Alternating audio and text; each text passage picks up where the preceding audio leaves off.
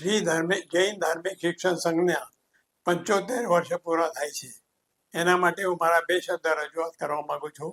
સમ્યક જ્ઞાન, સમ્યક ચારિત્ર અને સમ્યક જ્ઞાન, સમ્યક ચારિત્ર અને સમ્યક યશ. હવે જૈન ધાર્મિક શિક્ષણ સંઘને 75 વર્ષ પૂરા થયા. હું પૂર્વ ઇતિહાસ આનો કહેવા માંગુ છું કે ધર્મસુરી દાદાએ આ સંસ્થાની સ્થાપના કરેલી અને એ વખતે કસ્તુરભાઈ લાલભાઈ, મારા પિતાજી મોતીલાલ વિરચંદ શાહ, પોપટલાલ શાહ, પછી આપણા ગાંધી સાહેબ ઘાટકોપરના, આ બધા લોકોએ એવો વિચાર કર્યો કે જૈન શ્વેતાંબર એજ્યુકેશન બોર્ડ તો આખા ભારતનું છે, પણ મુંબઈનું એક વિશેષ મહત્વ છે.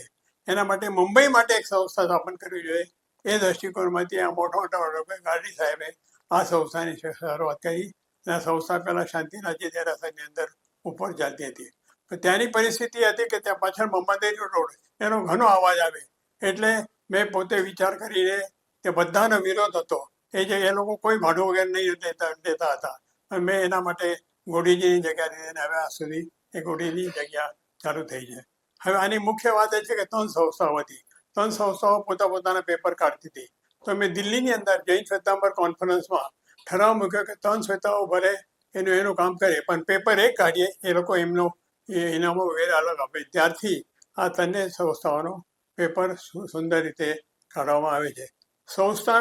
આ સંસ્થાનું મુખ્ય કાર્ય એ છે કે શિક્ષણનો પ્રસાર કરવો. લતા મંગેશકર ફેમસ છે આખા ભારતની અંદર, હિમાલય પર્વત, ગંગા નદી ફેમસ છે આખા ભારતની અંદર, પરંતુ મુંબઈની અંદર એકલી જો ધાર્મિક શિક્ષણની કોઈ કામ કરતી હોય તો જૈન ધાર્મિક શિક્ષણ સંઘ છે. આના સિવાય બીજી કોઈ સંસ્થા નથી. હોય તો થોડા ટાઈમ આવે છે અને પાછી વિરામ પામી જાય છે. 75 વર્ષ સુધી કામ કરવું એ કોઈ ઈઝી વાત નથી. ધર્મસુરી દાદાના આશીર્વાદથી આ સંસ્થા ચાલતી હતી.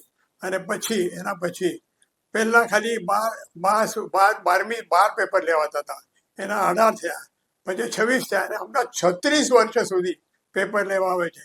તમને MBBS થવું હોય તો 8 વર્ષ જોઈએ, પણ 36 વર્ષનું કામ કોઈ પણ યુનિવર્સિટી, ન્યુયોર્કની નહીં, મુંબઈની નહીં, જગમાંની કોઈ પણ યુનિવર્સિટી 36 વર્ષનો કોર્સ નથી આપતી.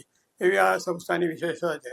અહીં અંદર ઓછામાં ઓછી 450 થી 500 પાઠશાળાઓ છે અને 20,000 વિદ્યાર્થીઓ હર વર્ષે આ પરીક્ષામાં બેસે છે.